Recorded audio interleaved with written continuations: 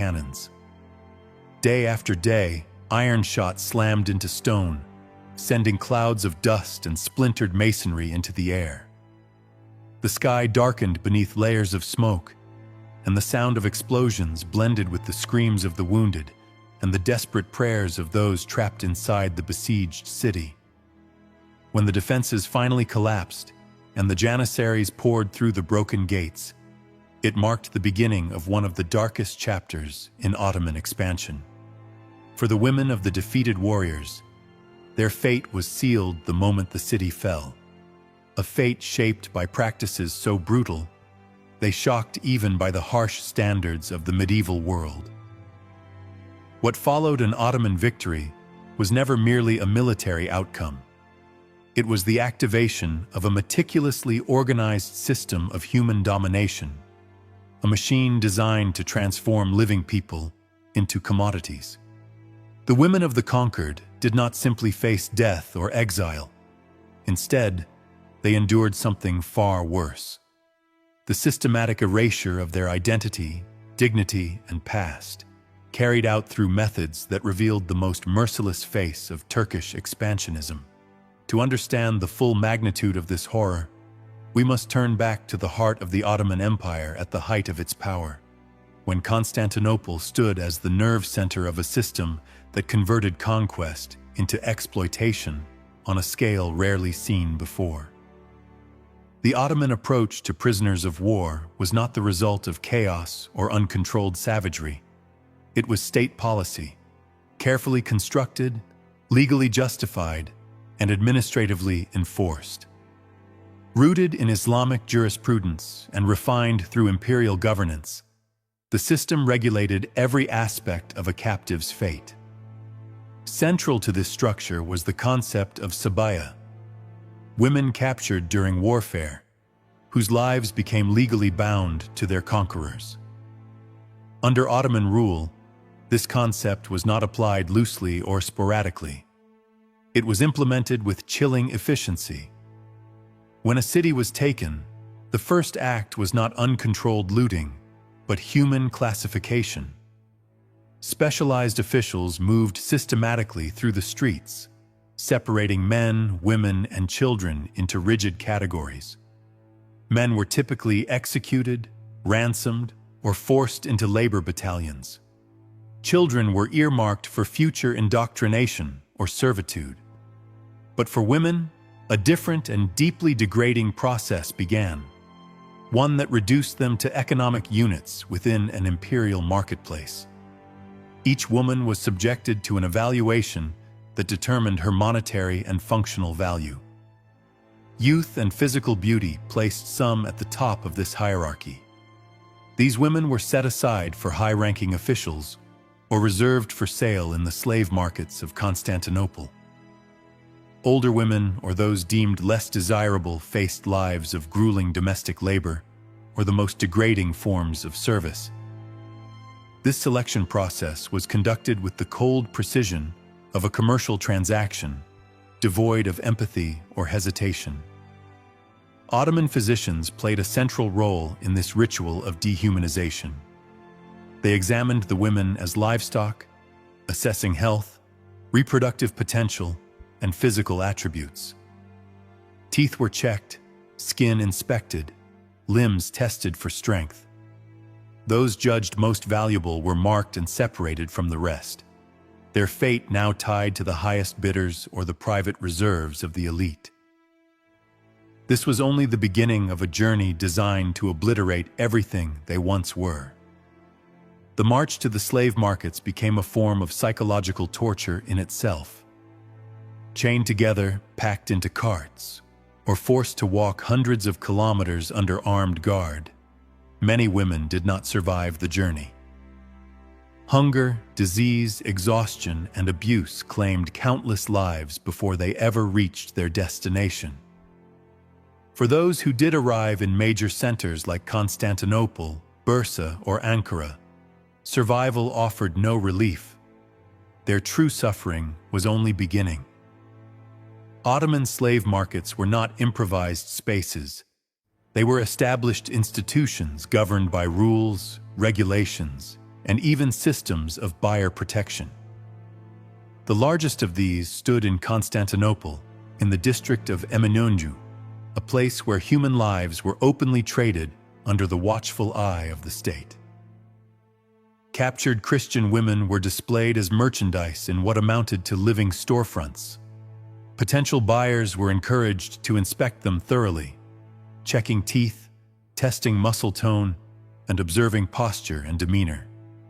Some were even ordered to demonstrate domestic skills before a price was discussed. The humiliation was intentional. Every step of the process was designed to crush resistance and strip away the last remnants of personal dignity. By the time a woman was sold, she had already been conditioned to understand that her body, her labor, and her future no longer belonged to her.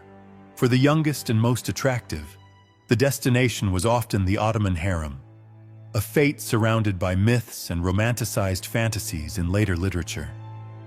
In reality, these harems were gilded prisons, defined by constant fear, rivalry, and absolute control. The imperial harem within the Topkapi Palace alone housed thousands of women taken from across the empire's conquered lands. Each one lived under strict surveillance, competing for favor in an environment where a single accusation or perceived slight could result in severe punishment or death. The harem system was not solely about sexual access. It was an instrument of power. Women were forced to abandon their native languages, their religions, and even their names. They were assigned Turkish names and subjected to relentless instruction in Ottoman customs, etiquette, and obedience. Failure to comply brought swift and brutal consequences. This forced acculturation was designed to erase their former identities completely, turning them into Ottoman property not just in law, but in mind and spirit.